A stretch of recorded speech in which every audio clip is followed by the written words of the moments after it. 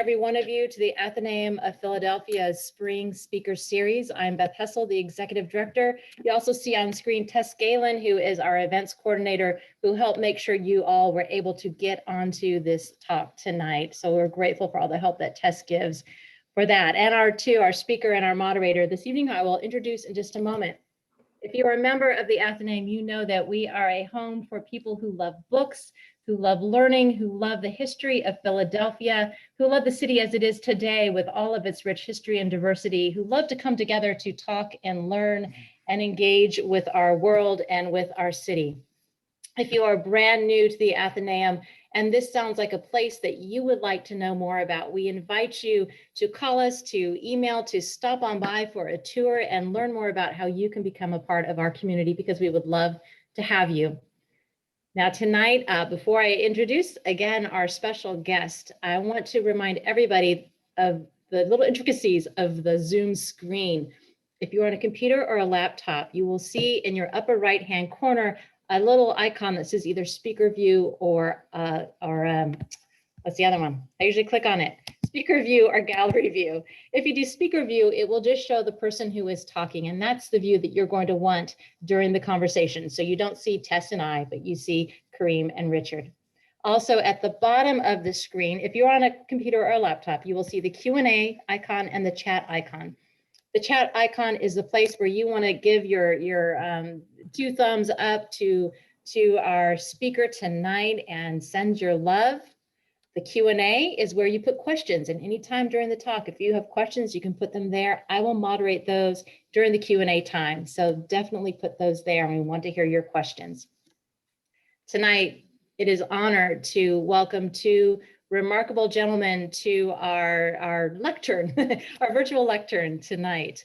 Kareem Rosser has written a book that if you love nonfiction, but you also want it to touch your emotional core and inspire you and move you like a good novel, has done that with his memoir, Crossing the Line. It's called a Fearless Team of Brothers and the Sport That Changed Their Lives Forever, about his experience through the Work to Ride program here in Fairmount Park. Kareem is a native of Philadelphia. He received a BA in economics from Colorado State University. And while there, he led his collegiate polo team to a national polo championship after leading his Work to Ride first all African-American polo team to a national championship. At the same time, he was honored as the Intercollegiate Polo Player of the Year, and you may have seen him and some of his colleagues in Ralph Lauren ads celebrating polo and Work to Ride students, graduates. After graduation, Kareem began working as a financial analyst at an asset management firm, and he serves as the executive director of a nonprofit fundraising arm called Friends of Work to Ride.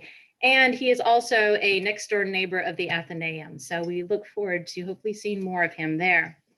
Richard Prather, who is going to be moderating the conversation, is also open to questions about his own experience too during the Q&A time. Also joined the Work to Ride program in Philadelphia back in 1994 and began riding horses at the age of 15. Kareem, you were a good bit younger when you started riding horses. His experience with polo through the Work to Ride program opened doors to Valley Forge Military Academy and College, and then from there to New Mexico State University, where he received a master's in criminal justice, focusing on troubled youth. Richard is known for giving back to his Work to Ride community, as well as his larger community where he's based in Houston. After graduating from the Work to Ride program, he continued to mentor the up and coming youth, including Kareem Rosser. And today he's still teaching youth about the importance of finding their career pathways for their futures, as I said, in Houston. And we're so honored and delighted to have both of you here tonight and looking forward to this conversation. I would like to turn the screen over to you and let you both take it over. Thank you, Beth. We appreciate the incredible introduction. Thank you so much.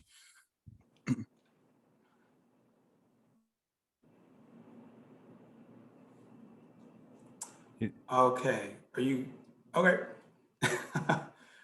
Thank you, Beth and Tess, for having us out here. This is quite an honor for me. I'm excited, overly you can't imagine how proud I am to be able to talk about this lovely book here. I think I've read it 3 times. I know it's been a while in the making, so this is quite an honor. So I'm really happy to be able to moderate this and get some, I hope you guys enjoy it. So I want to start off with, my first question is, crossing the line, how did you come up with this title? Because in my mind, crossing the line and knowing you, it's like we're breaking big, doing different things. You know, we're going, we probably shouldn't go. So what does crossing the line mean to you? Thanks, Rich. And first, I just want to say, this is probably one of the most, I was certainly looking forward to this conversation, especially, knowing that you're going to be moderating and you basically watching me grow up as a child. But, to answer the question, crossing the line, it obviously has a polo reference to it. So for those who don't know much about the sport of polo, when one is playing polo, there is an invisible line that is created that a player is not allowed to cross, which then would be considered a foul. But at the same time, it referenced just my life, me crossing into this other life that you and I both actually have had to make basically cross into, and that's growing up in one of the worst neighborhoods in West Philadelphia, and then making that transition into this different world of this polo life and this equestrian world, but also sort of leaving behind what you would probably agree with me as being just a tough life and crossing into this new world that I thought would ultimately change my life. And you also had a similar situation. Yeah, that's definitely on point. We have a lot of similarities, from going to the same schools, traveling to the same countries, going to a lot of the same events, and it's just like we're just a couple of years apart. I don't want to get with my age, but we're a couple of years apart. Yeah. It's just that we worked. My original crew, myself, Lonnie, Chris, and Jose. We worked so hard to try to make it to the nationals, but we didn't have anything. Like we were just learning. We were like basically our first time was in 1999, and but we broke a record by being the first African American team to enter in the interscholastic. So I'm super excited that you guys were able to take it to the next level, and I just wanted to keep supporting that because that's something that I'm very proud about. In your book, you talk about Angel. She was your one of your first horses that you started riding. She's no longer with us, but I want to know if you could talk to Angel today. And by the way, we talk to our horses, just so you know. We go up and down and talk to our horses all the time. That's something horse people do, so you just got to get used to that. But if you could talk to Angel today, what would you say her impact was on your life? Yeah, no, I mean, Rich, the impact of horses and what it has on just individuals and what it had on you personally. My first horse I ever rode was Angel at Work to Ride. My brothers Jabbar and David showed up to the barn before me, and you met those guys before me, and all I wanted to do was just to tag along and be with my brothers. But at the same time, I was just very timid kid and afraid of everything. I think I was probably afraid of all the chickens I think that you brought to the barn at one point. Oh yeah, I forgot about that. So I'm sure you probably don't even remember that, but if I think about kind of when I showed up and I got on Angel, it was an incredible feeling. It was I felt liberated. I felt I was free. I was, all my fears and all my worries just went away. And if I can kind of go back and have a conversation with Angel, I would probably just thank her for the first incredible ride when my brother was leading me around the ring the first time. I was hooked. I was immediately hooked. I realized, I was at a place that meant so much to me. And, I was a happy kid. And, and I'm sure, when you first got on, because I think when you first showed up to the barn, I think if I recall, it was, you were introduced by a family who was tutoring you at the time. Yeah, And then, you had no interactions with animals outside of your family other than work to ride. that's true. Lori and David Levitt, who now live in Boston, Cambridge, Massachusetts. I call them my grandparents. They introduced me to the barn, and Leslie and Leslie said I got to write this 300-word essay to get in the program. I wrote it that night. I'm sure I had like 10,000 misspelled words for a 300-word essay. But I was so excited to go to the barn, but I'm a little upset now because I did not have the same experience you had. Les gave me Buck for the first horse, and you talk about Buck in your book for good reason, because my first encounter with Buck, first of all, everybody likes Buck because he was a paint, a brown and white paint, so everybody was like, "Oh, that's cool," And I went to go give him a hug. The first thing he did was headbutt me so hard, it knocked me like back and hurt my nose and everything. So that was not a good introduction. And then later on, he would dump me like 5 or 6 times and knock the wind out of me. But I tell you, that is a horse that I was like, no, give me another horse. But I ended up loving Buck in the end because it taught me how to get to the next horse and the next one. So I really enjoyed that one. Yeah, no, Buck was he was an interesting horse because I remember, as I noted before, just a timid rider. I didn't want to, ride any horse other than Angel. I was sticking at that 14-2 hands. That was my cutoff. I think if you could have went to one hand, you would have been there. Yeah, I would have been fine with one hand. And it obviously took so much courage for me to ride a full size horse. But similar to you, the challenges of dealing with a difficult horse and a horse bucking and just that fear of falling off. But eventually you outgrow it, and Lezlie, she's just a tough individual, and one of her rules were you fall off, you get back on. So I'm like, right now, get back on now. She's like, yeah, get on. Yeah. So so it was, I like you, I got dumped many times in it, and I got back on. But Buck, it was just an example of many things. I think Buck represented our lives in so many ways. There were many times where we just felt, we fell down and we had to get back up. So just thinking about the experiences and the life lessons that Buck taught us just by being on top of him and riding him. It kind of just, if you think about it, is pretty much a story of our lives. Yeah. When I graduated from the work term, I didn't leave. It's like I never graduated, but I graduated. I started helping out at the barn, managing, and then we had some new kids in the program. And Lezlie says, "Here's an address. Go pick them up." And it was David, B, Kenzie, and we picked your old address off of Viola Street. And I remember showing up, and you remember the Rusty Rainbow?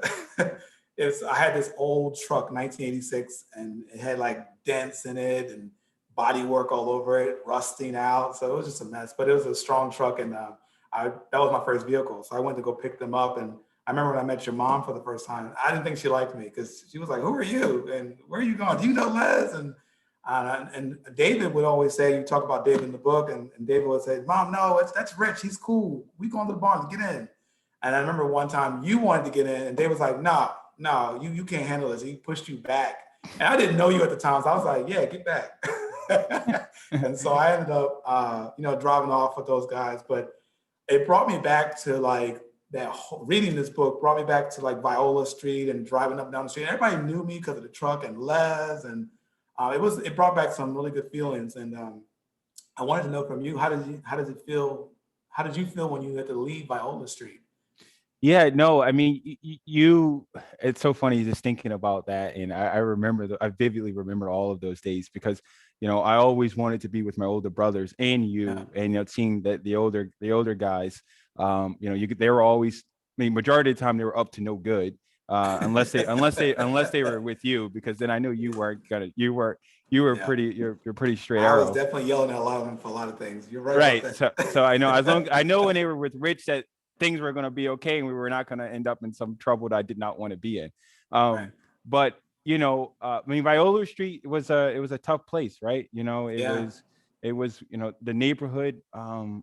We dealt with just violence and drug addictions and families just struggling left and right, and some of my worst memories occurred on Viola Street.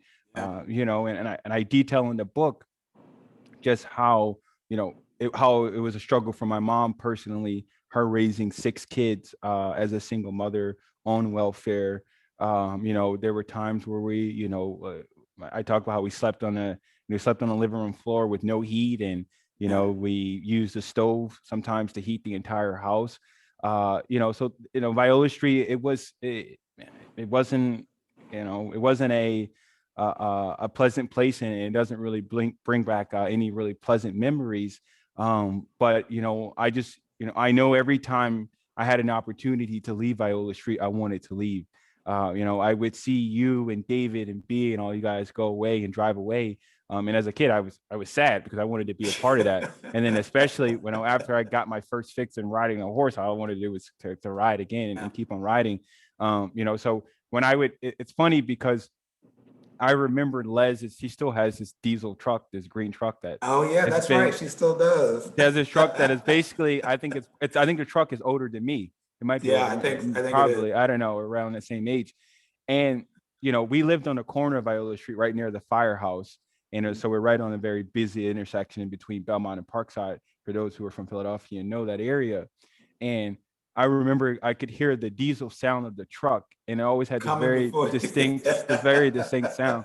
And we knew Les was coming, so we were all really excited. We're like, "Oh, Les, the truck is there!" Or we would see your truck, the Rusty Rainbow. Yeah. "Oh, Rich is here," and we would just we were just hop in the back in the bed of the truck, and we had no idea where we were going, but we knew we just wanted to leave Viola Street. So it was. There were many great memories, obviously bittersweet, but always just grateful, just for the opportunities that were there. Yeah, I got to know your mom over the years, and she's one impressive lady, and Lizette, she's tough too, and I've developed so much respect for her. So we cool now, we like this, but she is a fan of yours on social media. She's everywhere, and I always wondered, does Kareem get like, "Oh, Mom, you're embarrassing me. Stop, let it go"? So how do you feel about your mom constantly promoting you online? No, I mean, I love my mom. I love my family. We've been through a lot over these last couple of decades. We dealt with a lot of loss that I detail in my book as well. Both from Mecca and my brother and just other family members and friends. And she, is the only one left of all of our siblings. My grandparents are gone. My aunts and uncles are either passed away due to drug addiction or HIV and AIDS. So my mom dealt with a lot of loss and just a lot of just tragedy. And she's probably one of the strongest women that I know today.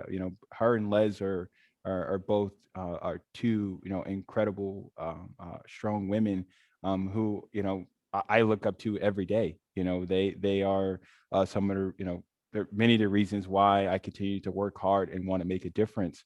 When I see my mom post and talk about us, it's just a reminder of how far we've come. Both me and you, just the hard work that we had to put in over the years to get in a scholarship at Valley Forge Military Academy, to go on and be the first in our families to graduate college and receive college degrees. I think you and I also share that similarity there as well. And to just kind of break away from that vicious cycle that continues to hold families back and take young lives. We were fortunate enough when we broke it, and you led by an example. It was watching you be the first, one of the first in the program to go to college, watching you at Valley Forge Military Academy. I know you and we talk about these things, but you were an inspiration to me and so as well as all the other older kids. And my mom recognizes all these things too. And that's why you're one of my mom's favorite participants of Work to Ride, just because of, you've continued to come back and give back and mentor me and mentor all the younger kids. And that's what it's all about, right? I know this is a long answer about my mom, but I wanted to add this on. This is important. These are important things to touch on. But again,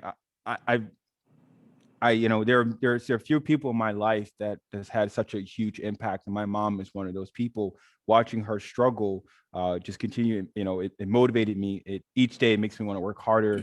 And to be quite frank, a lot of my mom is still back in West Philly. A lot of my family members are still there as well. It's just a week. I'm a week away from my brother's death anniversary. A week makes it a year. Losing my brother, and it's being there for my mom and continuing to show her the impact of Work to Ride and what it had on me personally, what it's had on you, and what it's continuing to have on the city of Philadelphia. It's so important. And my mom calls me. We talk on the phone about, again, I'm not even exaggerating, probably 7-8 times a day about absolutely nothing. But she just calls me. She just calls me. She calls me to tell me how proud she is. And again, I'm not exaggerating. She calls at least once a week. She cries on the phone and like, "I'm so proud of you, son. I'm so proud of you." And it's great. So she motivates me, and I want to continue to work hard for her. That's awesome. That's awesome. I want to switch gears. You definitely talk about your mom, and read Anya, definitely read that. He does a really good job of talking about his relationship with him and his mom. So I think it's a really good as well. I want to switch gears and talk about Jabbar, Killer B, as he's called in the book. And I can't tell you how impressed I was to watch him from like this little person, and then he just, he's growing up and he's mastered the horse, mastered the mallet in his hand, and mastered hand-eye coordination. I mean, he was on his way to becoming something that I think would be like a top 10 goaler in polo. I think he had that ability. And there were people in Argentina that wanted to bring him down for a year just to get him because they can recognize his talent. And so in the book, you talk about what happened, and, he got out of polo. So, but I can't help but wonder in the back of my head, do you ever dream that B will get back into polo and you guys will be this like killer roster team? Or is it, has that door closed and it's just where we are now? No, that's a great question. So I talk about my relationship with my brothers and what they meant to me throughout the book. And, it is, and I talk about how difficult it was to watch him completely divert and go into a different path. Yeah. Right. And then I also talk about how we spent time dreaming of putting together this family polo team. There are other, family polo teams out there in Argentina in particular, and we would spend time as little kids, and this when VHS was a thing. We would put the VHS tapes in there and rewind and watch these family teams play polo, and we would say, that's going to be us one day. That's going to be us. We're going to go. We're going to have our family team. It's going to be me. It's going to be me, you, David, and unfortunately no longer David, but and Damar, my brother. And we're going to have that team. And to answer your question, I still hope that we can do that. I mean, we're all still here. B hasn't been on the horse in forever, but I'm sure again he had this innate ability, he had this gift that myself and Gerb has. We spent a little time, just got to work a little hard. We weren't as naturally as gifted as he was as a player. But I hope that I hope that he does one day decide to pick up a mallet. And recently we played in a match down in Middleburg, Virginia, and I want to say it's past August or September, and B joined us. My brother Jabbar joined us for that match, and my mom and my sister and her children. And I think it might have been the first time I had all of my family, myself and Damar had all of our family at a polo match. And it was, we lost that game by a goal, but actually at the end of the night, I felt like we won because it was so cool to have my family there watching us play. Right. And I still have this really cool there's a really cool picture of my niece and I. She's reaching out to high five me. She's 2 right now, or she's 3. I think she's 3 right now. And then in the background, there's B, and there's my family. And I'm looking forward to looking at that picture like 20 years from now, and it's just to see that Oh, right. and relive that moment, because it was so special to have all of them there at that polo match. And I know B, we talked about him watching, asking, do you want to get on the horse? And he's like, yeah, no, I don't think I got it anymore, bro. I don't think I got it anymore. But I'm like, I'm sure you got it. But since we lost our brother David, about a year ago, we've become very close and spent a lot of time just connecting. Wow, and it's been really cool to have that relationship again. That was we lost because of I went on to college, and I was playing polo, and he was incarcerated for a period of time. And we're now reconnecting. And to answer your question again, I think it's there. I think as long as Gerb and I continue to play, he see that we're enjoying it. Hopefully it'll inspire him to get back on the horse. I'll tell you what hasn't changed for B. He may not have been on the horse for a while, but he sure knows how to call people trash when he sees something. Yeah. I remember we had a game not too long ago, and he's like, "Rich, you trash, man." I'm like, "What? You ain't even see me ride in years. What are you talking about?" But yeah, so I personally would like to see him get back on the horse, just so I can see where he's at today. Either that first day he gets on. So I hope that it goes in that direction. But I understand how life goes on. You mentioned earlier about me, leaving, going off to college and stuff. Well, it was hard for me to leave. It was like, you guys are like my best friends. Like, you, Brandon, Damar, who we call Gerb. But when I did come home, you remember how Les and I had to coach on opposite sides of the arena? We both wanted the same thing, but we had different ideas how to get there. But we were very passionate about you guys winning. I know Les has been deep in the passion. So she, and she gets to see you guys every day and improve. I get to pop in every once in a while, but definitely wanted to come back and keep inspiring you guys. But at some point, I went off to New Mexico State University. I was gone for 6 years, and you guys made me feel special because every year, or every game you guys had when I was gone, you guys would call me and say, "Rich, what's some advice you can give us before our game?" It was always 5 minutes or 10 minutes before your game would start. And I was always hoping that I gave good advice. How do you feel about that? Rich, your advice was crap. No, just kidding. It was, Rich, again, we got to a point to where, we spent a lot of time watching, right. And, we started to grow as players. Our game started to get better, when we were out traveling and stuff, and we didn't get to practice as often because Gerb and I are away in military school. We didn't have an arena at the time. Valley Forge, when I started playing at Valley Forge, I did have an arena, but eventually the polo program was taken away. And then Brandon was, in high school in Philly. So, we tried to ride as often as we could. And, and Les would obviously coach us and give us whatever advice that she had. And, we just wanted to win badly, and we were tired of getting our butts kicked. We were losing, for a while, and that's all we knew. And you fortunately had opportunities to go travel and play at other places, and you saw a little more than we did at the time. You were exposed to better polo, before us as well.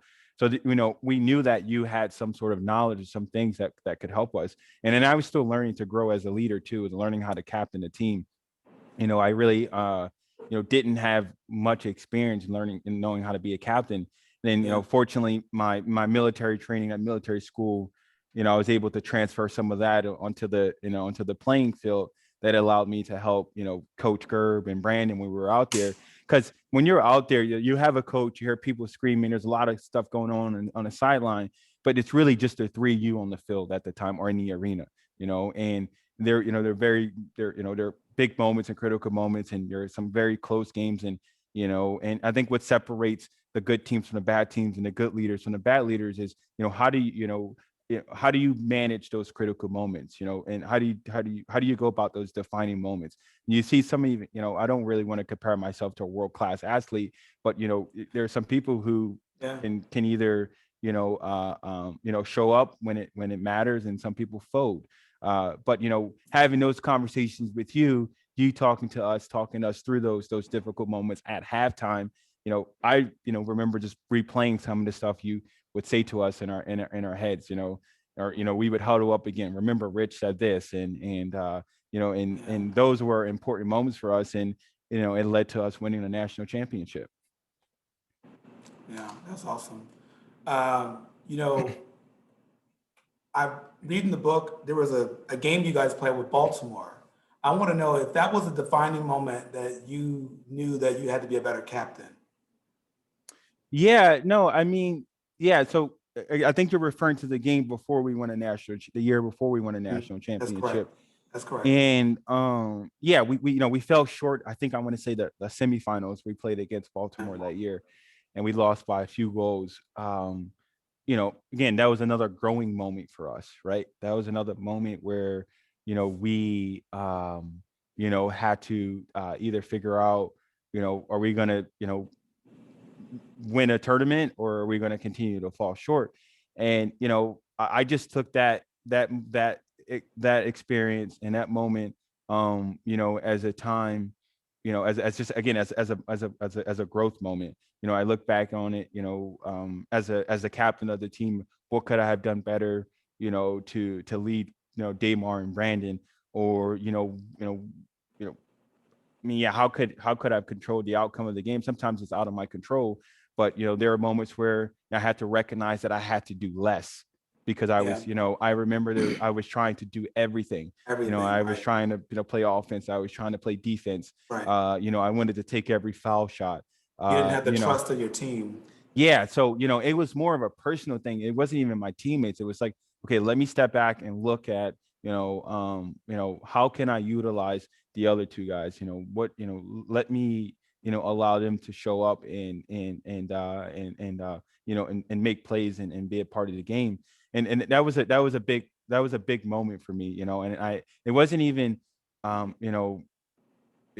wanted to be the star or anything. It was just like I wanted to win so bad, but we all wanted to win bad. We wanted to win equal. It was like we all shared that same passion.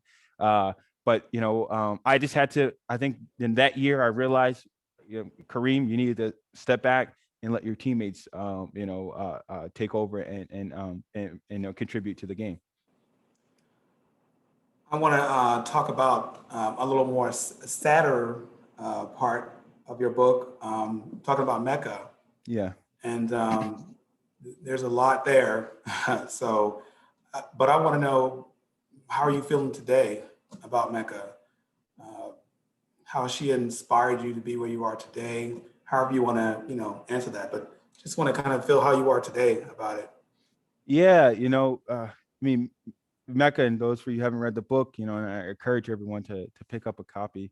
That was one of the darkest times of my life, losing Mecca and the way that we lost her. Today I'm much better. I talk about my struggle, with anxiety and just kind of dealing and just kind of being worried about, if what happened to Mecca was going to the same thing was going to happen to me. Yeah. And I know you also, obviously you were much older than I was at the time. I think I was in first or second. No, sorry, I was in third grade Yeah. when that happened. And you and Mr. Mack, and I think so, maybe someone else came and broke the news to me at school. I remember you meeting me outside of the schoolyard.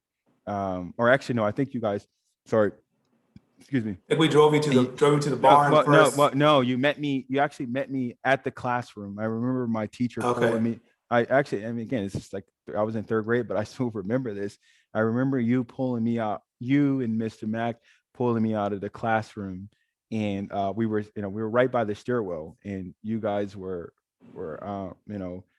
said you had to kind of tell us this some sad news.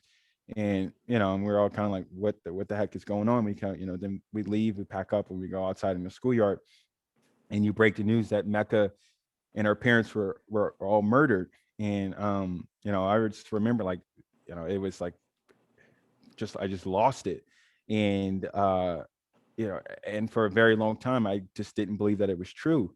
And, what I'm curious is, how did you feel driving to my elementary school to tell me that, my best friend was no longer here? Yeah.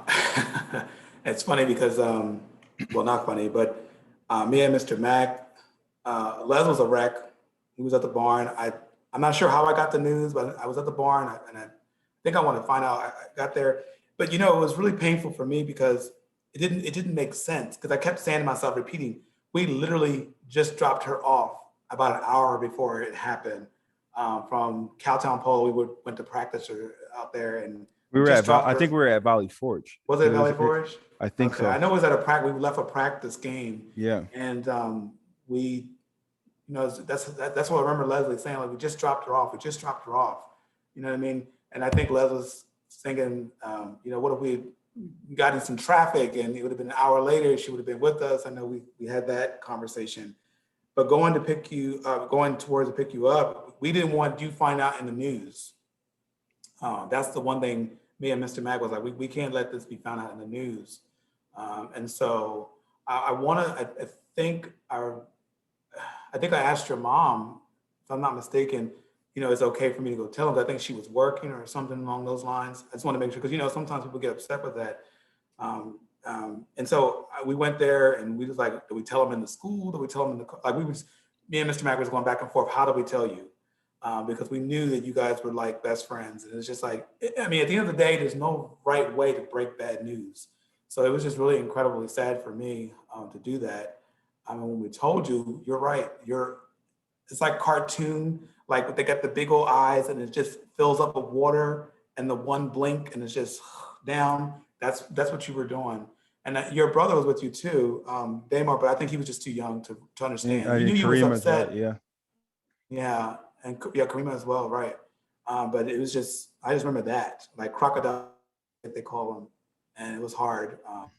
It's hard for me because it didn't hit because when stuff like there's so much happening, pick this up, do this, and I'm a helper, so I'm gonna go help everybody, and they're stressed out. So I didn't have time to actually process it myself.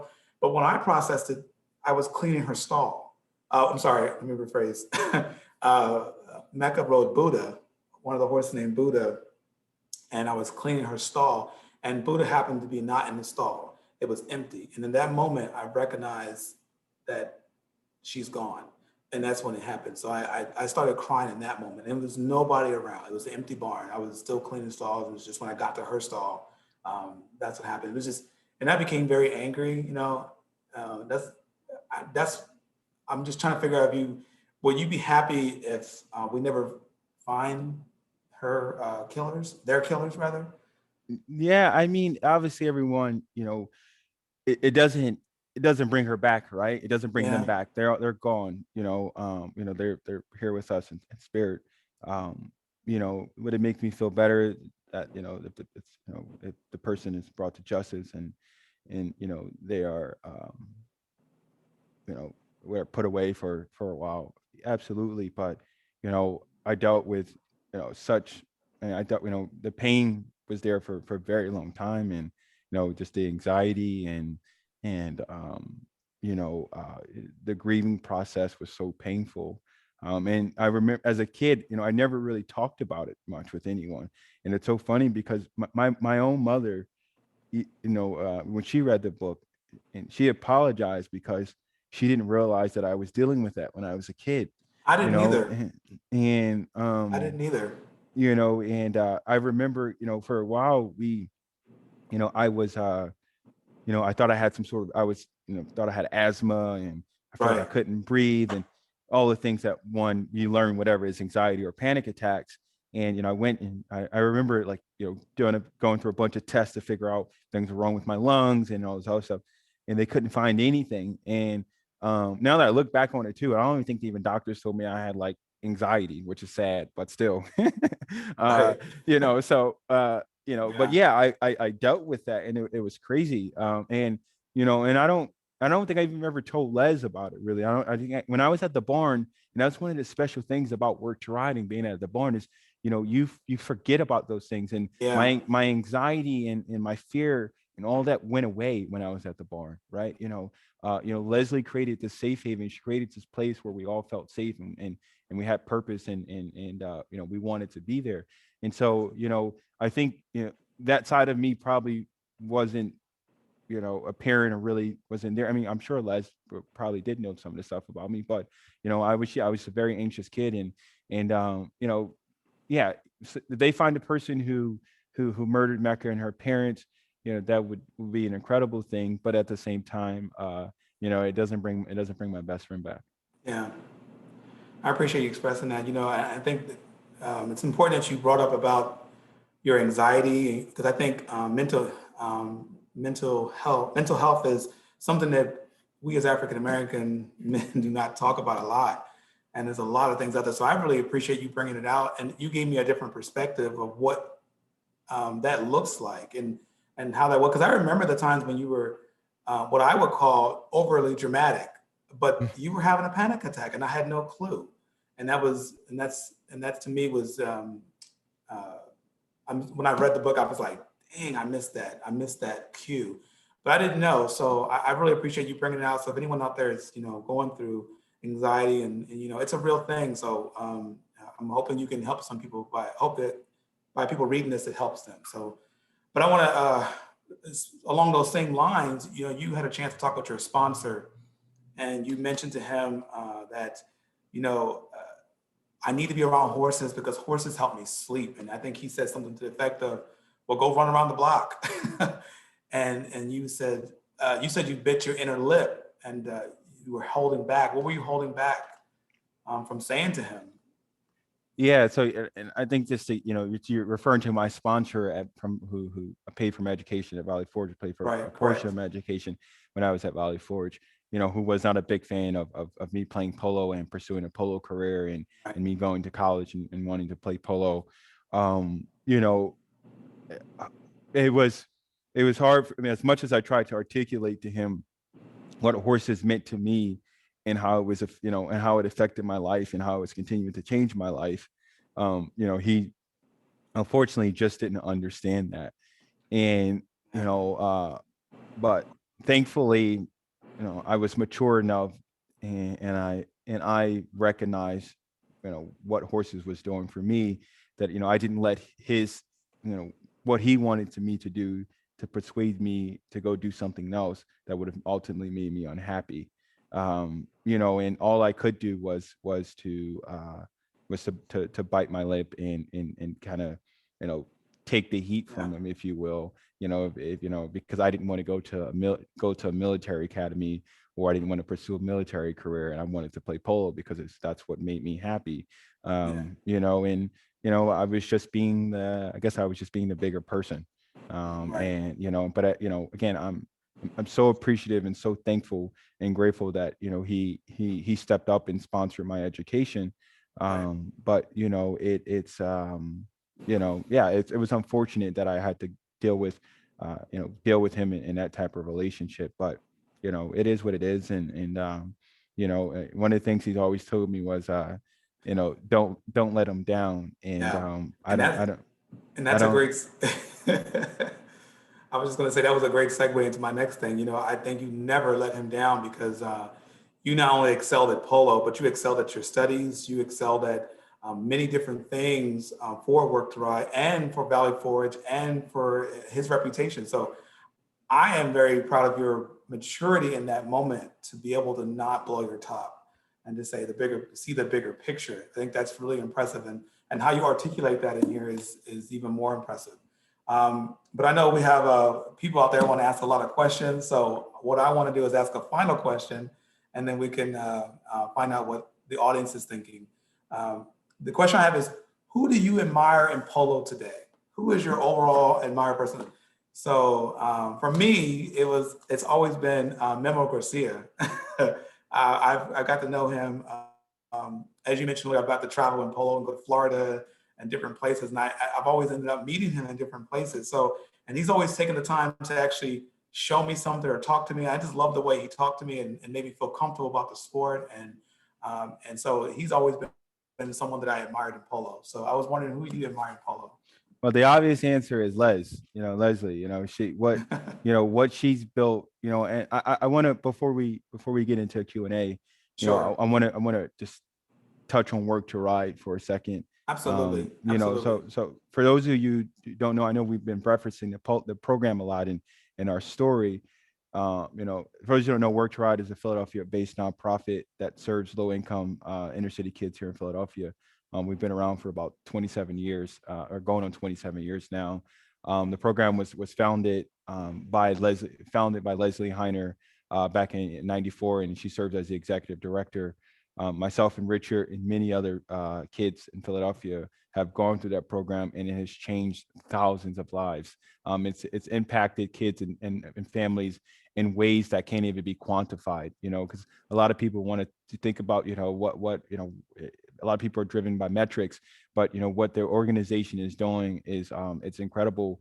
And I moved back to Philadelphia after I graduated and graduated from college, and now I'm working at an asset management firm, and also now serving on the board as serving as a board member on at Work to Ride. And these last couple of years, we're now trying to move the program forward and institutionalize in a way where we're going to expand the program to serve more kids here in Philly. We are in the process of hoping to build a new indoor riding facility here in Philly as well. And then, we want to seed an endowment so that we're able to support the new infrastructure that we want to put in place. But what Lezlie has done over these last couple of decades has been remarkable, because she's dedicated her entire life to saving kids in Philadelphia, and her dedication is unmatched, and her commitment not only to the sport. Again, I'm kind of going back into who I admire, but her commitment to the sport, but her commitment to philanthropy, to just serving the community and serving Philadelphia. I can't wait for the day we have a statue somewhere. Maybe our statue should be somewhere in like a city hall. I think there's a few statues that we could replace in Philadelphia right now. Oh yeah. And we can put Leslie's there. But all jokes aside now, but she's one person that I admire. But then there are other polo greats. There are many people. I think there are quite a few people who are watching today that I think I saw pop up that had an incredible influence on the game.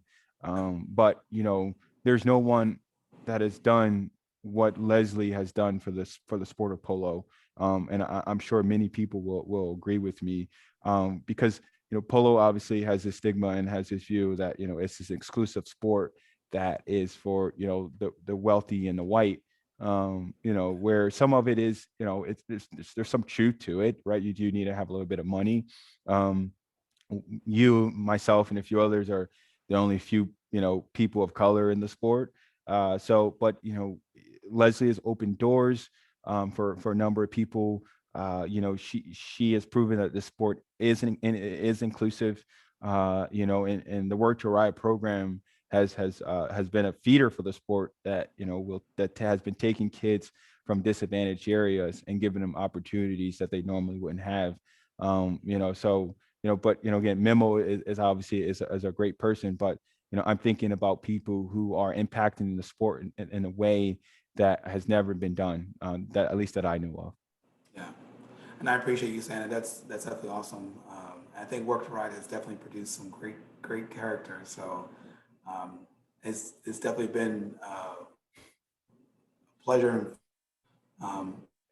different things throughout the years as Lezlie traveled with us. I definitely can say it's changed it's definitely, I wouldn't be where I'm at today without that program, for sure, because it molded my mind to understand that no matter what, you got to figure it out. I don't care how hard it is, you still got to figure it out, and you got to get back up and get on. And that concept has traveled with me until this day. So I think it's amazing that we both were able to survive it and continue to get back to it. And that's my plan going forward. So I think we can open up for questions now. Great, thank you. Thank you, Richard and Kareem. And as you said, we're getting a lot of great questions, and Awesome. I appreciate opening up the book. I hope everybody will be intrigued by what you're hearing and want to really read this book, because it is a very moving book. If you're from Philadelphia, I mean, you may recognize from your own experience here, or learn things that you were not aware of about things that may be happening in a neighborhood just adjacent to you, and the grit and the determination of these kids, as Kareem spoke so movingly about, just having to deal with the anxiety and the PTSD that arises of growing up with this violence and the loss, and what you found through the horses and the community at Work to Ride and your family. It's very, very, very powerful and moving, wonderful story. And I want to thank you for sharing about Lezlie. I know there are a few questions here. The stables you said is in Fairmount Park. There were a couple of questions there about that. I want to start off just kind of tagging off on where you were ending there, Kareem. Zaybeth is wondering if you can talk about being African American in the very white and privileged in the U.S. world of polo. And I think, I mean, in your book, you talk about, you know, what it's like to have come from the Work to Ride stable. So not only not being white, but not coming from a place of privilege, that you guys didn't have fancy polo ponies. You didn't have a great, wonderful field or indoor stable that you could only practice part of the year. You had secondhand, hand-me-down everything.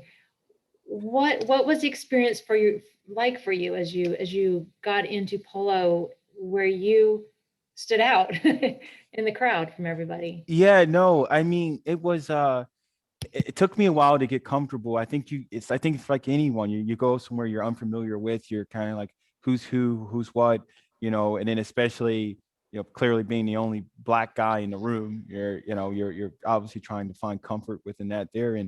But you know, the great thing about this is that, you know, the one thing that that we all shared in common, you know, we're horses, right? In a sport, in polo.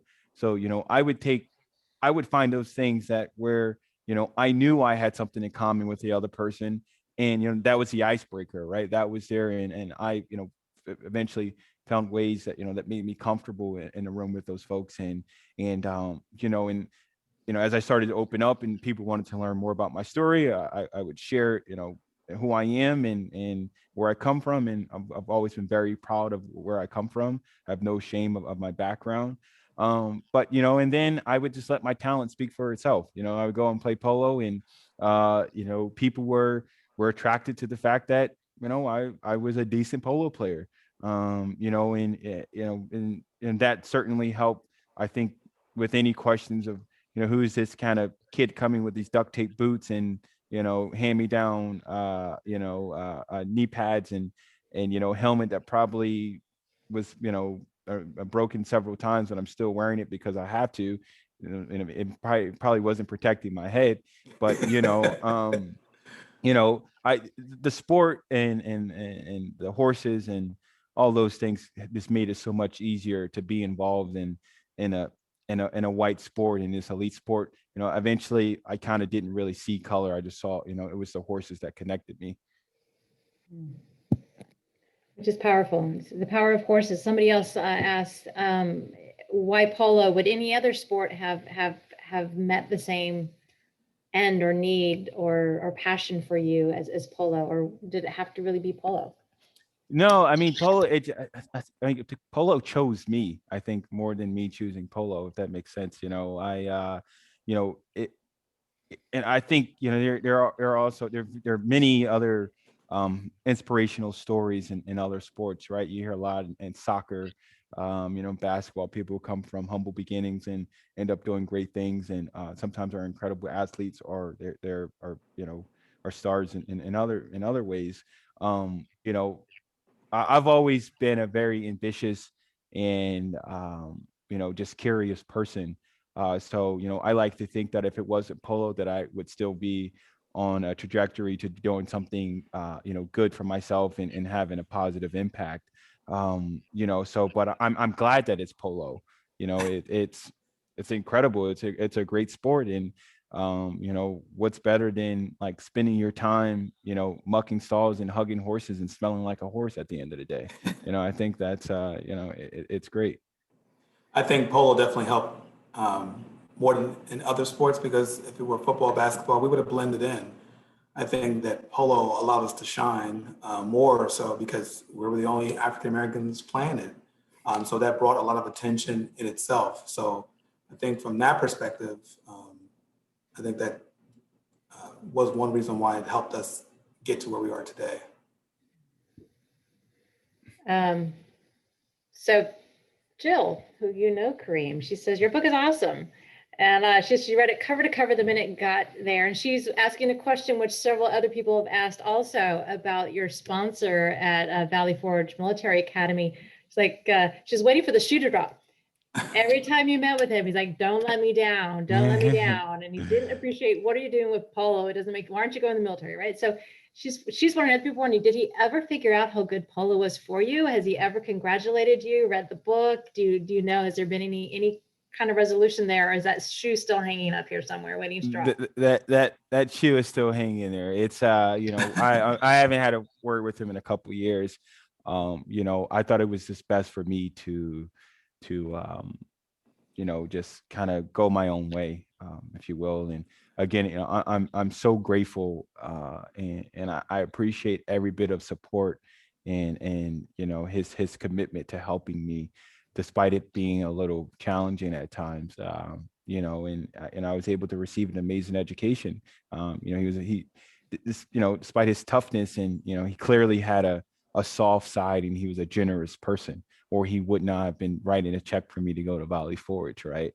You know, so, you know, unfortunately, you know, we just kind of, I thought it was just best to move on. And, you know, if he ever reached out to me and wanted me to visit him and wanted to have lunch, I would honor that any day. You know, you know, I'm grateful. But, you know, and unfortunately, sometimes we just didn't see eye to eye. And, you know, I went on to college. I graduated college. I have a great job. I would say that I didn't let him down. So, and I have a book now. Absolutely. And I love your perspective on life, you know, that so many of us, you know, struggle our whole life to recognize that people can gift us, even if they don't see eye to eye with us, that you can receive that gift. That's really lovely. I love Nancy says, as a horse rider, owner, and lover, she'd love to hear more about what horses mean to you. What is it about those animals that calls to you? No, I mean, they're just incredible creatures. I mean, they're therapeutic.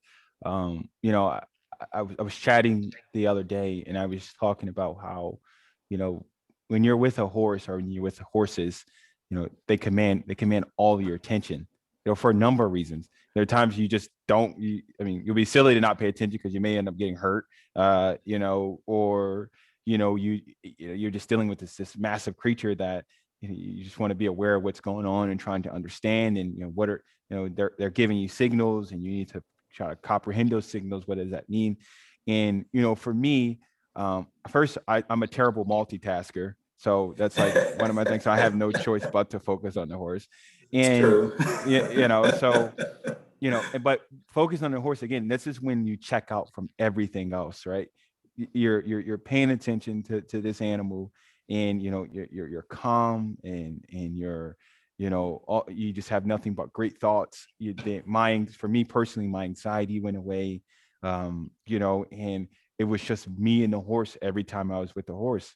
You know, there were no, you know, whatever demons or whatever I was thinking about that was going to attack me when I was home. All that went away. You know, now I'm here with this horse that is, you know, that's just commanding my attention, and allowing me to be who I am. And, you know, you know, there was, you know, I didn't have to think about filtering anything. You know, I didn't filter, you know, what I was saying or all the weird things I wanted to do. I was able to do that when I was with the horse.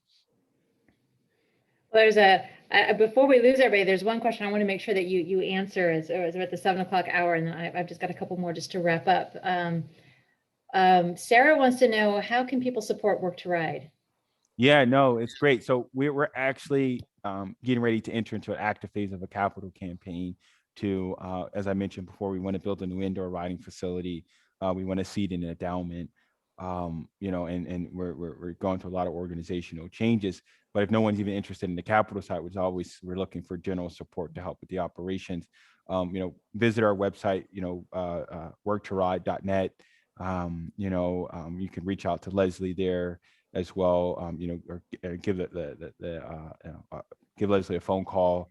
So I mean, and we're also accepting volunteers. We're always looking for volunteers. We're not just looking for monetary help. I mean, there's a lot of in-kind donations that we accept. I mean, there are a number of ways people who want to support the organization can get involved. But check out our website. There's an email there to reach out to Lezlie. And then, I'm sure if people are interested in chatting with me a little more, Lezlie will send them my way. Fantastic. I know our hope is that when we're able to start doing trips with the Athenaeum again, we want to go over to Fairmount Park and get to know Work to Ride a little bit. This would be lovely. From Friend Select is a question. What in you said you can or should write a book when everything in America says otherwise? Sorry, can you say it? What inside you said that you can or that you should write a book when everything in America says otherwise? That's a great You're a young question. Black man. Why should you write a book? No, I think that's a great question. That's a great question. No, I think it was certainly important for a number of reasons. Our story has been told for 15, almost 20 years now, a couple of decades. People have been telling our story. We've been covered, ESPN, 60 Minutes, and Sports Illustrated. You name it, they've kind of talked about us. But each time they've only been able to cover so much in a 15-minute clip or on a 5-page spread in a magazine. There was so much left out and so many untold details that I wanted to cover in my book.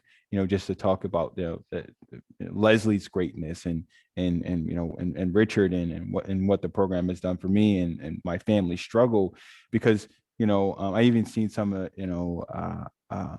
some comments here in the chat, people I've known who've known me since I was 9 years old, but they had no idea all this stuff was going on. They just knew that Lezlie was taking kids from inner city Philly, giving them this opportunity, and that we came from poor neighborhoods, but that's all they knew. They had no idea all this other stuff was going on. And so I felt that it was very important to take the time and use the platform that I was given to write this book and tell this story, because I think it's I personally think it's inspirational, and I think it also now it touches horse people, it touches Black people, it touches white, rich, poor. I mean, it connects. I think it just brings a ton of people together. And now so I was hoping to do, and I felt that I had the ability to do it, and clearly I did, and I'm excited about it. Yeah, so George said, I love the fact the book is so readable. Preteens and teens here need to read it. My daughter is sitting here listening, and she picked up the book. She's already on page 21. So my 14-year-old. So there was a question and I'm going to combine a couple here. One, if you have plans to create a young reader-friendly book, take out the swearing and put in illustrations, write it, they're readable for them, because it is very readable. But do you have plans for something for younger readers? Are there any ideas for a documentary, a movie, anything else in the works? Yeah, so I think hopefully have words with my publisher and talk more about adapting it and I guess putting it in a better form for I guess a more readable form for a younger audience. There's a ton of interest about a feature film. I think hopefully in the near future we'll see a film as well. I'm hoping that we can continue to tell the story. I don't want it to stop here. I want it to go on, and and as I continue to have conversations with folks, and it is obviously want to take advantage of this moment, but it's this is something that's been around for 2 decades. I'm hoping that it can be around for another 5 decades, if not longer. Because I think Philadelphia especially needs programs like this around, and I think our country needs many more programs like this around as well. And there's tons of people who are always asking us, how can we do this in our city? And we hope when we receive the support that we're reaching out for, that we can at some point roll this out to other places. Yeah. Now, someone asked if the city's involved in any way, since it's in Fairmount Park, and Lezlie Hiner got a great, what it was like $1 a year or something to be able to rehabilitate the stables and use it. Yeah. So right now we lease the stables for about $1 a year. The city, has been incredible to us, and in particular, Leslie just allowing us to use the facility. It's an old mounted police barn that's located in West Fairmount Park, just down the street from the Belmont Plateau, for those who know where that is. And we're very grateful that the city has been supporting us, and they're really excited about our new plans to expand the organization and the facility. Well, everyone, just you have a copy of the book. You can lift it up, or Richard, I know, has a copy behind him. I think, or I'll steal it from my daughter here. We can see it. This image of you in the front, which I'm on a virtual background screen showing the Athenaeum, so it's hard to do the virtual background, but the passion of, you look like you were about 8 or 9 years old, riding your pony in your shorts, and your mouth is open, and you're just, everything is there. That's a beautiful, beautiful image to capture the beauty of this book. And I hope everybody will pick up a copy. I think Tessa's put up here where you can find out more about it, and invite you to buy it. We have copies at the Athenaeum if you want to check it out and borrow it from us and read it, and find out more how you can get involved with Work to Ride and help increase this positive impact for so many kids in our city, and hopefully, as you say, elsewhere. Kareem and Richard, this has just been really, really fantastic. I'm so grateful, and look forward to you both coming by the Athenaeum pretty soon. So